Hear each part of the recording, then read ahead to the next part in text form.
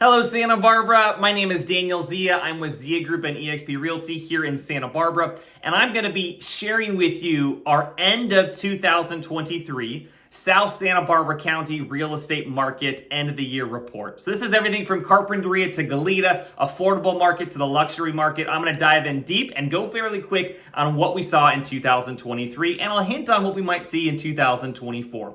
So the primary element to our real estate market in 2023 is essentially the interest rates were high, much higher than the last handful of years, and they stayed high almost the entire year. We ended the year in the mid to high sixes on interest rates, but at one point of the year, it was high sevens into the eights range, and that really made a challenging real estate market. So for home sellers that wanted to sell, they felt trapped because here they have maybe 2.75% on the current interest rate for a 30-year fix, and if they sold and bought something else, they'd be going from that 2.75 maybe to 7.75. That's a 5% jump on interest rate and really changes the cost of living. And on the buyer side, we had buyers that had genuine catalysts to buy in Santa Barbara, but they were constrained and felt like they couldn't buy because their buying power was decreased because of those high interest rates.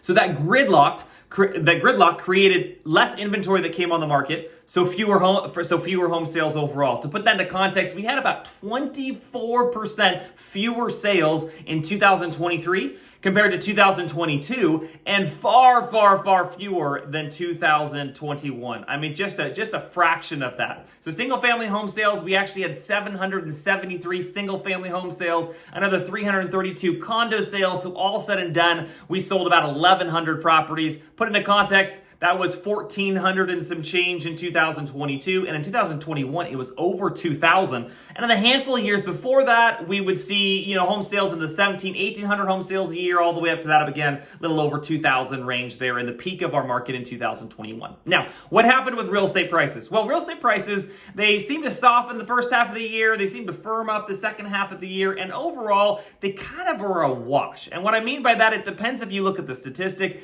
If you look at like the median home price for a single family home based on the tax record data, there was almost no change. It's almost exactly the same. If you look at that same data and you combine houses and condos, it was down by about 1%.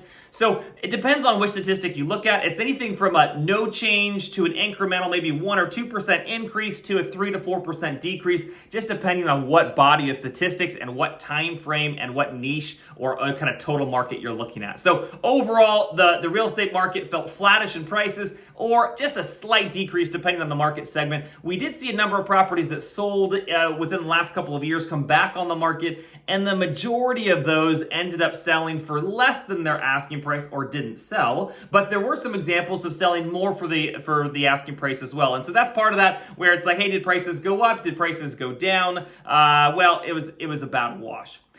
When you look at when you kind of look at what real estate has done in the last, let's put it in a broad context, maybe 15, 20 years, right now prices are about 2.5 times what they were at the peak of the market in 2011, 2012.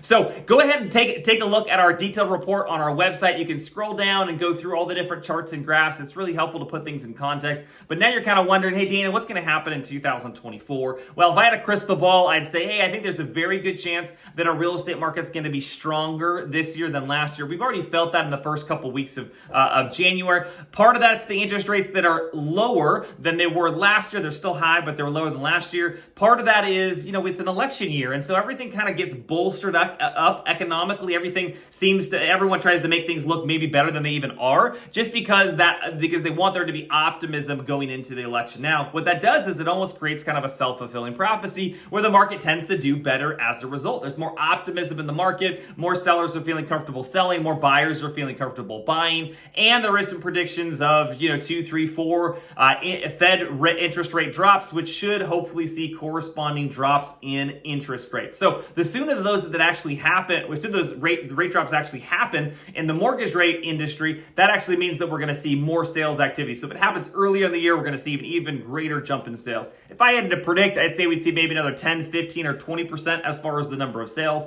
As far as home values, that's a little harder. I don't think that we're going to see a drop in real estate prices this year. I would expect that we're going to see another flat market or kind of some slight appreciation. I wouldn't expect anything crazy and double digit, but it is really interesting when you factor in media, right? Especially like social media. The dissemination of information is so rapid. If the media starts saying that the market's going to be really good this year and buyers jump in, they may want to not miss out. So they might have tried to jump in before interest rates get too much lower and do a refi later, and that could drive more and more activity, and again almost create this kind of self-fulfilling prophecy where we're getting more of these like fits and spurts based on whether the media says it's a good time to do something or not a good time to do something. And so it's creating a little bit more of this in our economic graph chart for real estate than what we used to see, more steady inclines or steady declines, where you could see with a little bit more kind of clarity what was going to happen, because it was more gradual. It wasn't these kind of sharp fits and spurts. So again, I think it's going to be a stronger market than 2023. I don't think it's going to be anywhere near as strong as 2021. I would say, hey, we're going to probably get back to more of the healthier growth levels of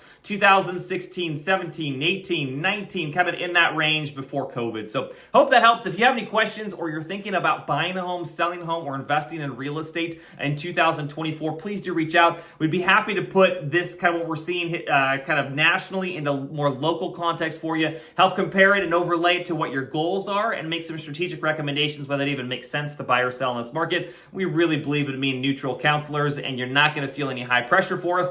But if you do want to buy a home, for example, we're going to run really hard and help you find that. If you do want to sell a home, we've got the best marketing in the business, bar none, here in town to be able to make that happen, and we're happy to share with you a little bit more about why that is. Thanks so much for tuning in. Until next time, have a great 2024.